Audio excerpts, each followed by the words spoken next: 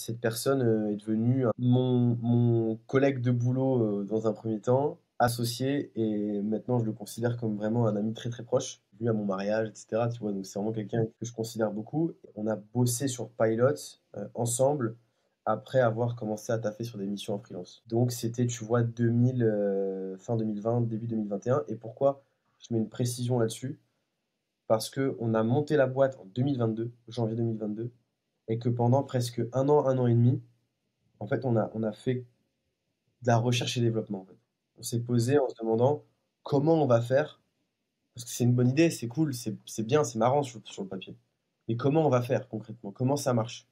Techniquement, qu'est-ce qu'on doit faire? Et donc pendant un an et demi, on était vraiment part-time là-dessus, parce qu'on faisait tous les 2 du free. Moi, j'ai dit à Ronan, j'ai dit: «Écoute, on voit un peu comment on va faire, mais maintenant il faut vraiment triturer le truc. Viens chez moi, on se prend une semaine de congé. Tu viens chez moi, on s'enferme pendant 5 jours et à la fin de la semaine, on sort un truc.